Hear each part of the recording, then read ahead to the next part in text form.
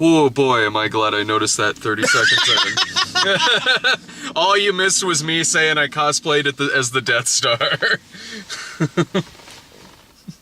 It was funnier the first time he said it. Yeah, it was surprising the first time I said it. Now it's just... whatever, heard it. I'm old. My jokes are dated, damn. Anyway, we got out of Star Wars Rogue One. And it's perfectly fine. No, I would go as far to say a good movie. An excellent science fiction adventure movie. A great Star Wars movie? It's no Empire. It's the best prequel. It is easily the best prequel. It is easily the best prequel. When we were in the bathroom when we were in the bathroom after the movie, I heard someone behind me go, I don't know, I think that was the worst one ever. And I turned around, and it was like a 15-year-old kid, and I'm like, that's why. Okay. You're an idiot. Okay. It's like, I have several issues with this movie. I do not think it's one of the best Star Wars movies. It's in the worst ever. It's in the top 5. I would say it's, yeah, exactly. I agree. I would even put it in the top 4, maybe. There's shit about Jedi that still pisses me off. I like Jedi way better than this. Granted, yes, I did grow up with Jedi, so there is that whole factor. There's that bias. Beyond that, even objectively, I like Jedi way better than this for some pretty heavy issues that I do have with this movie. But this movie is not flawless by any means. No. It's got some... To me, it had one serious, baffling, painful flaw that I could not get over. Well, before that, you want to get into the positives first? Okay, the positives, acting's great. Yeah, stellar supporting cast. And the 2 leads were fantastic. I thought one of them was. I'll get into that in my negatives. Okay. One of the leads was very good, and the other one I thought was fantastic. I thought Old Boy was pretty damn good. No, he was great. Yeah. Yeah, there are some fantastic supporting players in this movie, and that ass-kicking robot, the Imperial bot... Alan Tudyk, man! Is that who that was? That was Alan fucking Tudyk. God damn, he was good. And he did motion capture. Badass. Like, really funny. Like, super funny. Like, he gets most of the jokes in the movie. Like, he most of the humor in it comes from that character. But he simultaneously throws out one-liners like it's nothing. Like, it's... And they... more often than not, they land. And then, none of them seem terribly forced, which is something that you have a problem with a lot of times with a character that throws out one-liners. Yeah, none of them seem terribly forced to me. I mean, it's obvious they're putting them in there to kind of liven things up and have some humor to it, but he could say a joke and then right after that do something completely and utterly badass. Whether it would be like taking a stormtrooper and beating another stormtrooper with the stormtrooper in his hand. Yeah. Like, it was super cool. I also love how this looks like a 70s sci-fi movie. No. Aside from the CGI. Yeah. The hairstyle is totally 70s in this. No, they did a really good... Because, I mean... This movie takes place directly before A New Hope. Yeah. The whole plot line is basically, at the beginning of A New Hope, and Leia has the plans to the Death Star. This is getting the plans to the Death Star. That's what this whole movie is. And because of that, it's like a World War II movie. It's like an Inglourious Bastards. No, they were storming the beaches in Normandy and shit. Yeah, and that's super cool. That is, I do love that. For this movie, and it ties in. They tie it in really, really well, and this has a fantastic third act. Great action scenes, and just throwing in great shit like there's AT-ATs and all this other nerdy crap that I grew up with and loved, and like there were moments I was like, that's really cool. But then there are things where it's just like, fuck, why? Like, they found an actress to play Mon Mothma. Oh, yeah. Who looked... Holy shit. Exactly like, but so much like. But when you see frame 1 of that character, you know who that is. Exactly. I mean, from the trailer. You know who it is. Yeah. And it's obvious who it is. So my question is, why couldn't they do that with other fucking characters? With Peter Cushing? Oh my god. Okay. That's your fatal flaw of the movie? Or not fatal, but biggest flaw? It was distracting. Okay, so about a quarter of the way through the movie, you have this scene, and you see this character from the back, and you're catching you know, the outline of the body. Yeah. You see the hair, a little bit of bald spot. And You know who it is. yeah, it's like, oh, Yeah. fuck, that's Grand Moff. Yeah. And it's like, cool. I'm wondering, how are they going to play this? Peter Cushing's been dead a long Yeah. time. Yeah. Like, how are they going to play this? Like, are they going to have a look-alike? Is it going to be somebody in makeup? And it turns around, and the entire character is CGI. And it's great CGI. It is. But at the same time, the Uncanny Valley thing is there. So it looks like a fucking a really good video Yeah. game cutaway scene character yeah. interacting with real people. Uh-huh. And, CGI characters are great when they're not fucking human. No, yeah, totally. And that's the thing. And it's just like, okay, maybe if it's just a one-off, they wanted to show his face and deliver Right. a line, we'll let it go.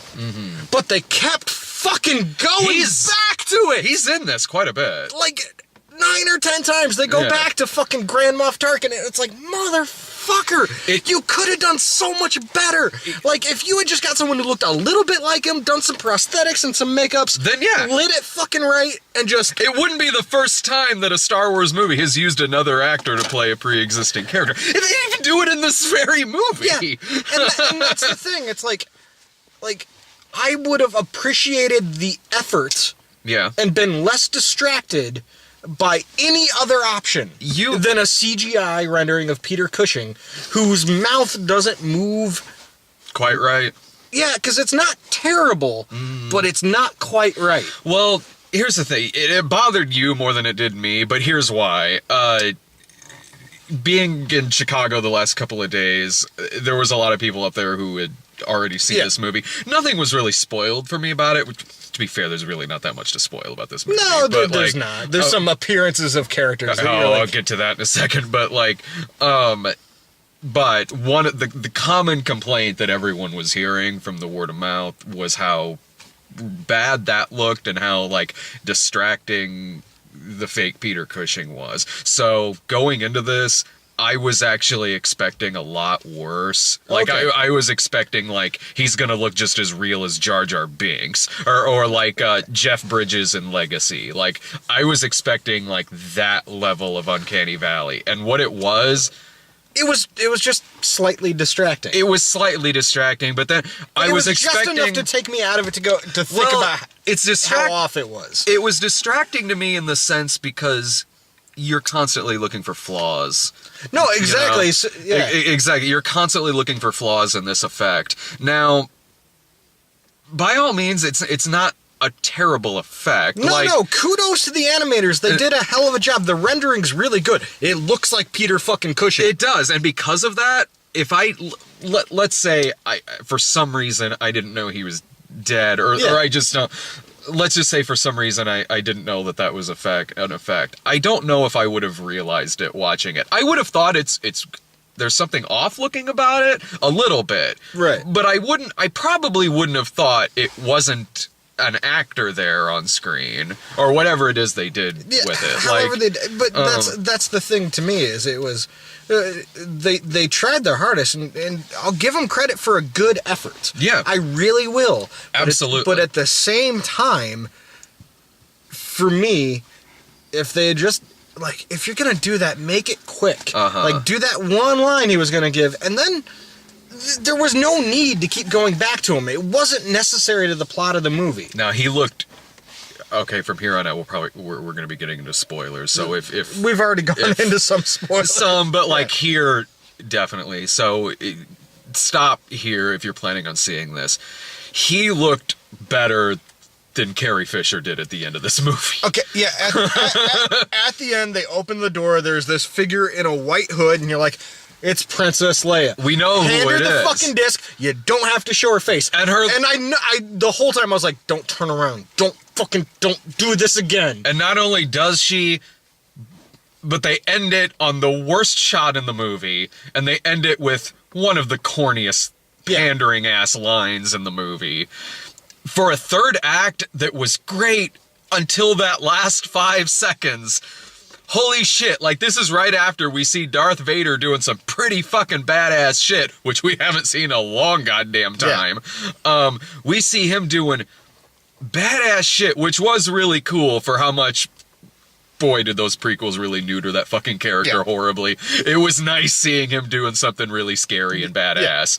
So, and anyway, and also we have that scene of the two main characters on the beach at the end, which is gorgeous, which was a gorgeous, haunting, chilling shot in the movie. And then it ends in this awful Princess Leia thing with this horribly corny line that was part of an issue I have with this movie. There was a couple real cornball fan service lines that it was like, oh, fuck you, man, we've seen the movies. You know, that shit wasn't necessary. Like, The Force Awakens had fan service. It did, but it was part of the plot. It was or even the stuff that was like straight up fan service was at least like fun. Like Han Solo finally shooting Chewie's fucking bow. At least it was fun. At least it was, and at least it was like, okay, why wouldn't that happen in this scene? I can buy that this is happening in this scene. In this, I don't need characters saying other characters' catchphrases. Yeah. I didn't need C-3PO or R2-D2 showing up to say one thing. Completely unnecessary. Like, that took me out, too, because and people in the audience were into it, and I was like, but why is it there? Because it's a midnight screening. Like, No. I've done this rant before, I'm sure. When you're at a movie, and the movie ends, don't fucking applaud, because nobody who worked on that movie is in the theater with you unless you're at the premiere. If you're at the premiere, fucking applaud. Even if it's bad, applaud. Be nice. I know it's people just like showing their joy. It is, and this is. It's not like we're one of those things that annoys me. It's not like we're seeing this on a Saturday afternoon matinee. It is a pre-screening. No. There are people there dressed in costume. Of course, there's going to be applause at the end of it. I will say, as opposed to every Star Wars movie that I've seen at a premiere, the audience we were with at least kept their fucking mouth shut during the movie. Absolutely, they did. Yeah. I remember, this was a long time ago, but it was the second prequel. Oh, yeah. And I was at it, I think, with my mother.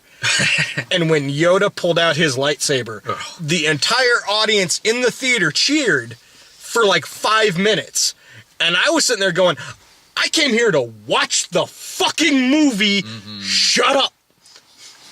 I saw that on the midnight screenings, and when that happened, I didn't know what to get more mad at. The fact that the movie did that, or the fact it was getting applause. Fuck.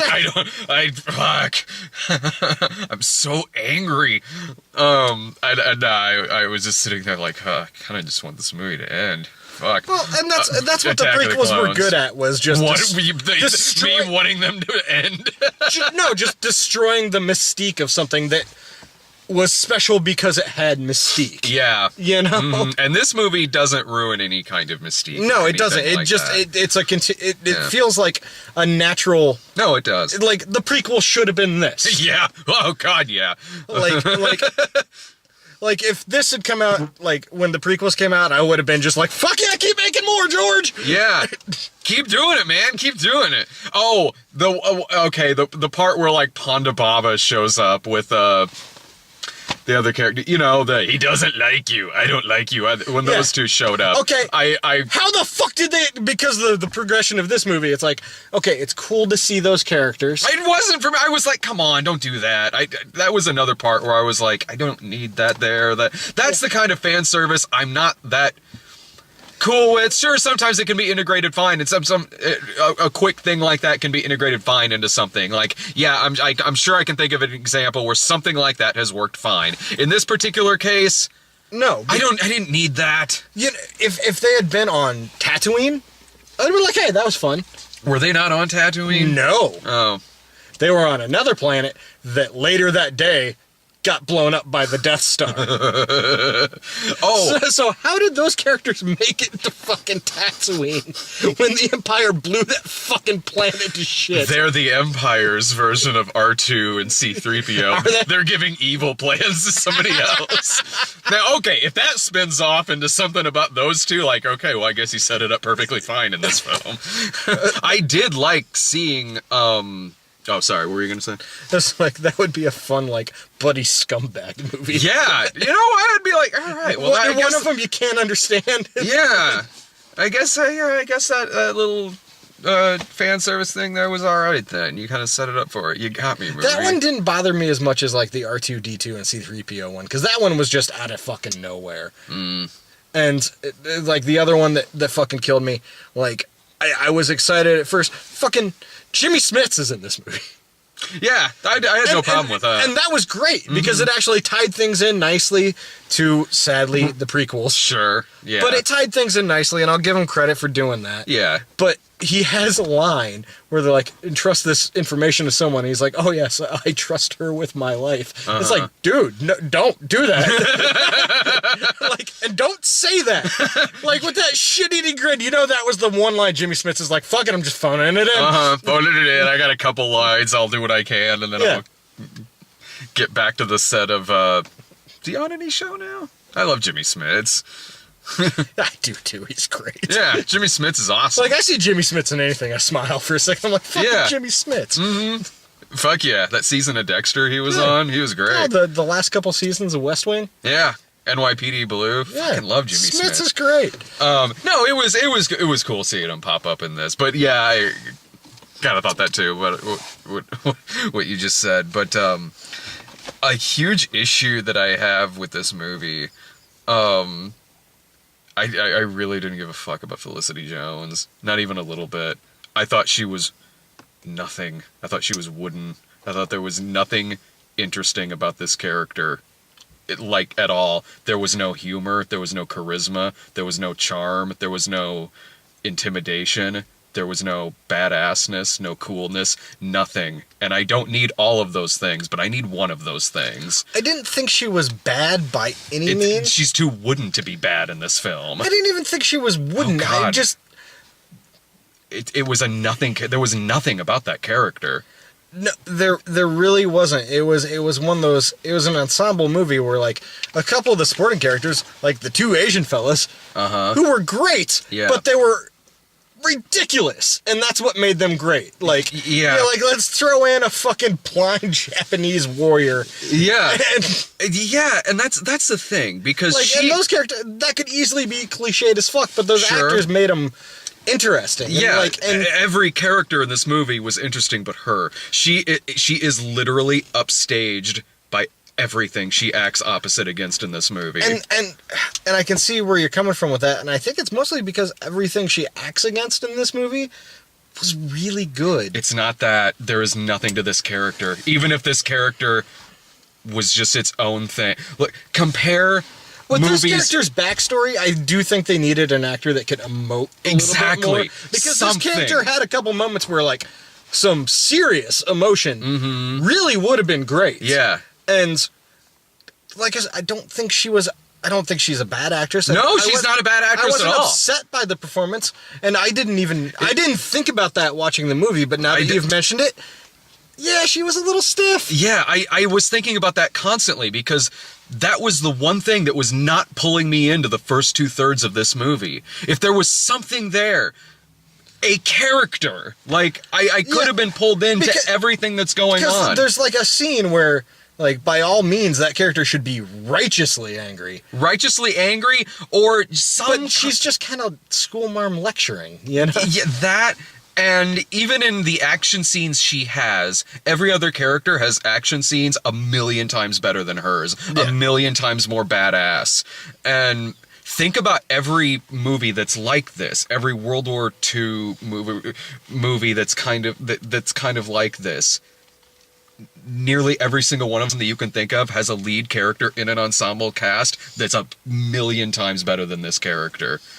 No, yeah, it's yeah, you're right. She kind of was the weak link in the acting. I don't once again, I don't think she was terrible.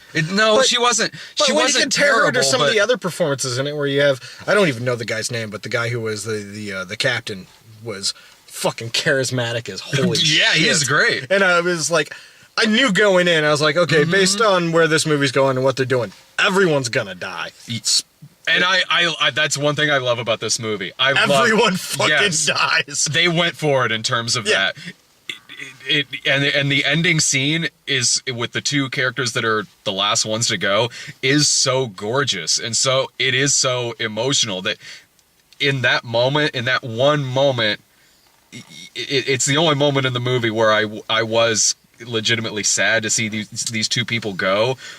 Largely just because of the filmmaking. Yeah. Not so much that, oh man, she's not going to be in any more of these. It was gorgeous filmmaking. Yeah. And the other dude was so good here. Yeah. And then she's got scenes with fucking Alan Tudyk is this amazing robot character. Yeah. And Donnie Yen? I think. Yeah. The blind guy? Donnie Yen. He was great in the movie. Yeah. I might have that name wrong, and I apologize. I am so physically and emotionally tired right now. Why? Stay at home, Dad! I've seen Mr. Mom. Your life should be hilarious. Today, my daughter pooped so hard, it came out of the diaper, up the back, to her shoulder blades. That was me. While I was hungover. holding her on my chest. So she shat between us. Yeah, well, you can blame her all you want, but I paid her $20 to do that. Takes after her daddy. You know who should have been the main character in this? Guy Pearce's character from Lockout. Tie that into this. How amazing would this movie be? I love Lockout. I enjoy the hell out of Lockout. Escape from New York in space. Fucking space? Yeah, with Guy Pearce? Yeah. Amazing. Guy Pearce is one of those guys that's like every time he's in a movie, even if it's like the smallest fucking thing, I get excited because it's fucking Guy Pearce. Me too. Oh, I wish this had Guy Pearce in it. You know what? In the first 2/3 of this movie where I was kind of iffy about it, honestly, which, to tell you the truth, is about how I was in Gareth Edwards' last fucking movie. Oh, Godzilla. Yeah. Which I really liked that Godzilla movie, but my thing was just like, oh man, Cranston was such a better character than... Like, yeah. The people who cut the trailer thought so too. Again, Gareth Edwards' Godzilla, solid third act. Bullshit first 2 acts. I didn't think the first 2 acts of this movie were bullshit, but the last act is far and away better than the first. You know what I was thinking a lot during the first 2 acts of this film? I was sitting there quite a bit going like, this isn't bad. It's iffy, but I was thinking like, this feels like if you were to take the best scenes here in the first 2/3 of this movie, you could probably use them as cut scenes in a really kick-ass video game. Like, this would be a good... It's sort of like they didn't really make the game, they just kind of turned it into a movie. It kind of feels like we should be playing this like 20 years ago on the N64, and we should be playing as Dash Rendar. Like, Dash Rendar. You know? I kind of want to see that movie. Make Shadows of the Empire. The first 2/3 kind of felt that way to me, and because of that, I thought that the first 2/3 were passable. I felt like they were building to something, and that was the thing. It was just kind of like, I think I went into this movie with the understanding of basically what the idea of the storyline is. They're getting the plans for the Death Star, and I was like, okay, so they're building up to something big. Mm-hmm. You know, I kind of figured that's what was gonna happen. You know, I'm glad it did. Yeah. Because we got a kick-ass climax here. Yeah. When those Star Destroyers crash into each other, oh yeah, there is some drop-dead gorgeous effects work in here. No, like the space battles in this were far and away, I think, honestly, the best space battles in any of the Star Wars movies. It's up there, man. Yeah. It's like way up the there. The dogfighting in this one's fantastic. And yeah, they did some stuff that you hadn't seen before. Yeah. No. Oh yeah, like seeing a planet get demolished from the point of view of people on that planet. Yeah. That was cool. That was gorgeous. Because of everything about this movie that I feel works, and when it works really fucking well. There was a large portion of this movie where I was sitting there like, you know, this is pretty good, but I would probably... if I was at home watching this, I'd feel perfectly fine. And there was a point where I was like, I think I'm kind of just recommending this as a rental. But then when it really was kicking in and got to these moments that I thought truly were great in this film, it bumped it up for me to say, like, this is at the least worth a matinee screening for this movie. I would say go see it. Pay Well, full price and go see it. Because for me... I mean, for me, I'm mainly talking for me. Like, look, this is a critic-proof movie. You've already made up your mind whether you're going to pay full price to see this or not. And you know what? Go for it. Fine. There's nothing wrong with paying full price to go see this movie. For me, personally, what I loved about this movie mixed in with what I really didn't like about it and what I thought were kind of misses about the movie, I think it's an absolutely really solid matinee flick. Yeah, and my thing is I'm torn between, you know, the absolute utter fucking geek that I am. Yeah. and the point where we're at in doing these reviews from like, you know, 3 years ago, I feel like I was probably a lot more lenient on everything. But now I feel like it's the job is to be critical. So, like, even if I like something, I'm looking for flaws. Yeah. Just so I have something to talk about. You know? I don't know if I mean, I do that when I'm writing for the snob, of course, but like... there's sometimes I just get lost in shit and enjoy the fuck out of it. Yeah. Like, you know, we've watched some terribly flawed movies that I've been like, I'm done looking for flaws because I'm fucking in. Yeah, and like, that's... Best Man Holiday. Oh, hell yeah. Was terrible. That movie was objectively fucking terrible. I would watch that again tonight. Yeah. That's how me and Brian are whenever we go see shit like When the Bow Breaks. Yeah. Like, you know what, when I'm probably more lenient now than I used to. I feel like I'm much less lenient now. I think I'm more lenient now, even though I've really always been, like... I just want to go to the movies and have a good time. Like, I don't really go in a lot, like, just with, like, a critic helmet on or anything like that. Sometimes I do, of course. Everyone does sometimes. But, like, usually it's just sort of like I want to enjoy myself here. Well, and I think the thing is that for me, the critic helmet comes on more when it's something that I'm inclined to really like. Oh, no, that's true. Yeah, you know, when it's something like Star Wars. Yeah. I'm watching the Star Wars movies since I was a kid. I collected the action figures. I read a bunch of comic books and shit. Like, well, that's just having standards, you know. That's having good standards. Yeah. That's what you should. You should have good standards when you go see something, especially something that's like this, something that we grew up watching ever since we were kids. But I think I'm a little more lenient now in the sense that we do, or at least, well, you go see more movies now than you used to a few years ago, theatrically. I certainly do. I'm at like 3 some movies a week, so I maybe there are times when I'm a little more lenient because I've seen like the 50 Shades of Blacks, all of that, and you too with the religious movies and shit like that, which is Medea and Tyler Perry and and some of the like half the movies we're gonna see next month, like and that's and part of me like it makes me appreciate it when I see something good more. It does me too. And when something's overwhelmingly good and has a few flaws, I'm really willing to overlook those few flaws and enjoy the fuck out of something really good. Yeah. Well, it's, you know, like if I hadn't seen 20 terrible movies already before we saw it, like something like, you know, Neon Demon, I might have found a lot more flaws in. Maybe. I enjoyed that movie so fucking much. That movie is totally my cup of tea, so I probably still would have loved it anyway. Well, it was kind of mine too, you know, because it was just enough exploitation into the artness. Yeah, I was like, this is like it was great. Brad's like milieus just combined. Hell yeah. Our interests were scissoring during that movie. Right there in front of the film, and Keanu Reeves was filming it. Yeah. His shady ass character in that movie. But for this movie, like,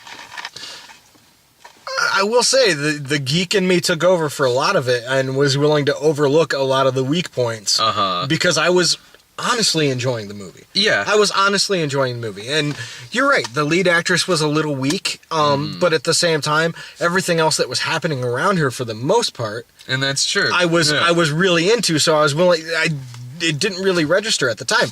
Now I think back on it, yeah, she was a little wooden, but everyone else was great. Everyone else was great, and for me, that made it stand out more that she was. See, for me, that was distracted from it. Yeah, You know, and I can see that. I can see why that would happen.